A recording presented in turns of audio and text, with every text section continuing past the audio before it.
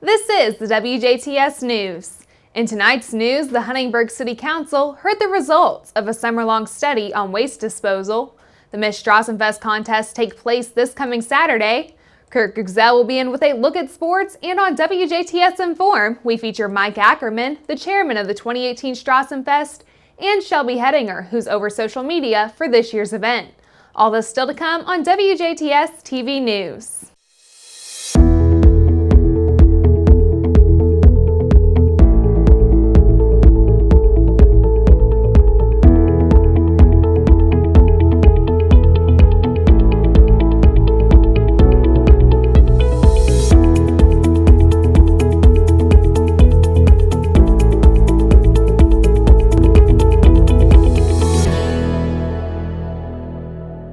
Good evening, I'm Jurnee Davis with news here on WJTS.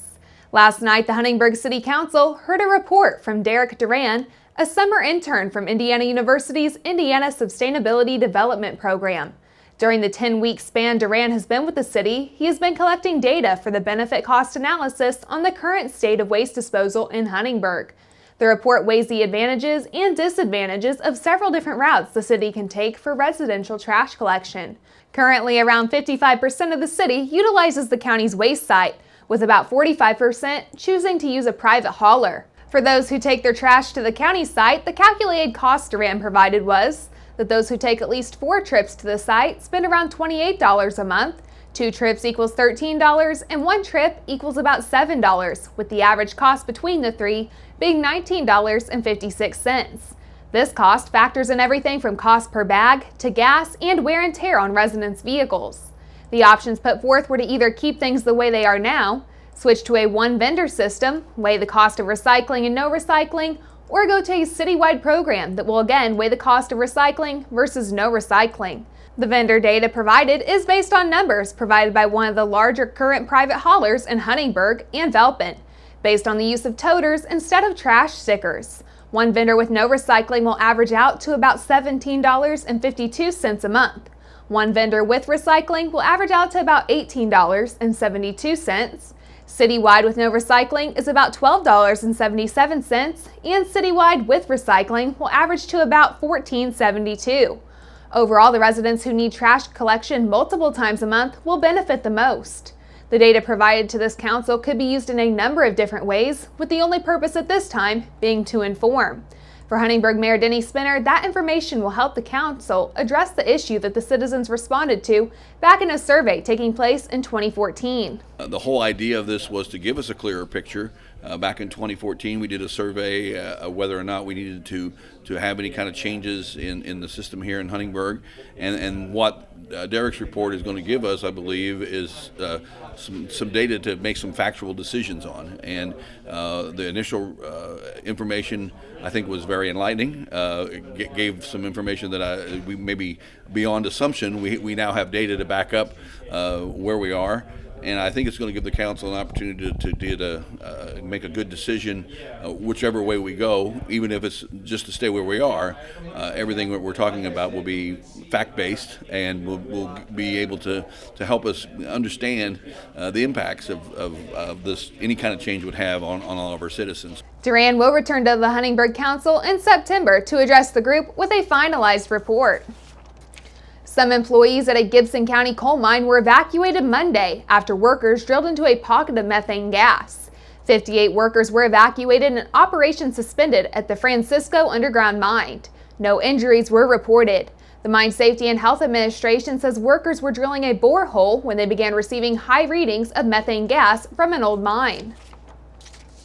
Assistant to the Secretary for Rural Development, Ann Haslett, Monday announced that the U.S. Department of Agriculture is investing $17.4 million in 41 projects that will provide essential services for rural communities in 22 states.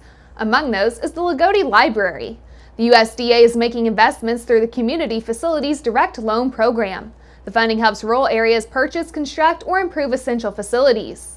An essential community facility is one that provides a necessary service for the orderly development or operation of a rural community, such as schools, libraries, healthcare facilities, daycare centers, and infrastructure improvements. The The Lagodi Public Library will use a $1.1 million loan to construct a new public library for the 5,853 residents of both the Rutherford and Perry townships. The current 600 square foot library is too small and lacks sufficient space for meeting rooms, research, special projects, or computer connections. The upgraded facility will give schools in the area another resource for their students.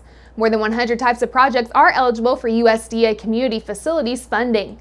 Eligible applicants include municipalities, public bodies, nonprofit organizations, and federally and state recognized Native American tribes. Applicants and projects must be in rural areas with populations of 20,000 or less. Loan amounts have ranged from $10,000 to $165 million. USDA Rural Development provides loans and grants to help expand economic opportunities and create jobs in rural areas. This assistance supports infrastructure improvements, business development, housing, community services such as schools, public safety and healthcare, and high-speed internet access in rural areas.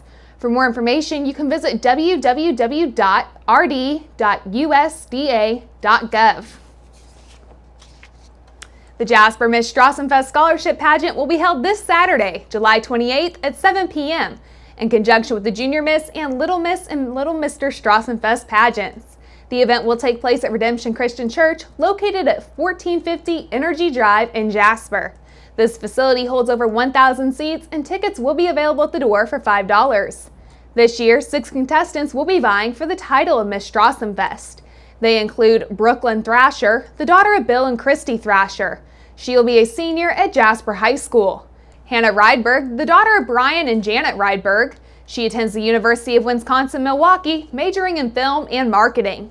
Hillary Bauer, the daughter of Ken Bauer and the late Sherry Bauer. She attends the University of Indianapolis, where she is majoring in communications and political science. Melanie Patterson, the daughter of Darren and Dr. Ann Patterson. She will be attending IU, where she will be majoring in theater and drama. Priscilla Olson, the daughter of Richard and Lori Olson. She attends the University of Alabama, majoring in apparel design. And Taylor Mitchell, the daughter of Adam and Kim Mitchell. She will be a senior this fall at Jasper High School. Scholarships will be awarded to the Miss Strassenfest and first runner-up in the amounts of $1,000 and $500 respectively. A second runner-up, Miss Congeniality and Miss Photogenic, will also be awarded. Meanwhile, the 6 junior Miss Strassenfest contestants are Catherine McCoy, the daughter of Stacy and William McCoy. She will be an 8th grader at Jasper Middle School. Amia Kempf, the daughter of Erica and Chad Kempf, also will be a 8th grader at Jasper Middle School. Mallory Croft, the daughter of Shelley Croft and Ben Croft. She will be an 8th grader at Jasper Middle School. Harper Canese, the daughter of Kirsten and Jason Canese. She will be a 7th grader at Jasper Middle School. Bailey Lentz, the daughter of Cindy and Jason Lentz. She will be an 8th grader at Jasper Middle School. And Michelle Ondiek, the daughter of Haley and Jason Ondiek. She will be an 8th grader at Jasper Middle School.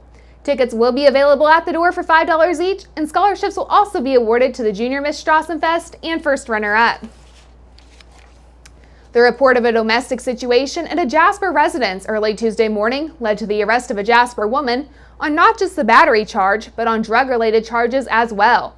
Around 6:30 a.m. yesterday, the Jasper Police Department received a 911 call from a male who told authorities that a female acquaintance battered him and broke his nose.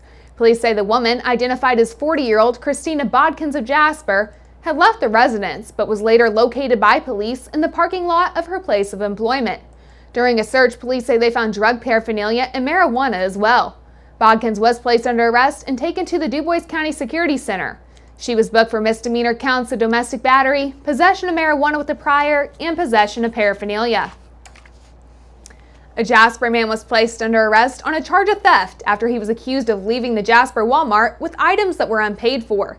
Just after 6:30 Monday evening, Jasper police were contacted by Walmart Asset Protection in reference to a male they say fled the Northside Supercenter on foot without paying for his merchandise. When police arrived, they found the man, 42-year-old Brandon Zink of Jasper, in the parking lot with the items police say that were valued at just over $20. Zink was taken into custody, but was first taken to Memorial Hospital for medical clearance before he was taken to and booked into the DuBois County Security Center on 1 count of theft. Evansville City Police are planning to spend nearly $2.8 million towards building a new dock and visitor center near downtown Evansville for a restored World War II naval vessel that's been based in the city since 2005. Officials say the money will come from the city's Riverboat Gaming Fund, which has about $28 million available. Deputy Mayor Steve Schaefer says costly changes must be made to the Ohio River Dock, which was previously used by the Tropicana Evansville Casino Riverboat to meet the Army Corps of Engineers regulations. Tropicana paid $25 million to the fund as it moved to a new onshore casino last year. Stay with us, we have your weather update. Kurt Guxell is in with the latest in sports and informed still to come on 18 WJTS News.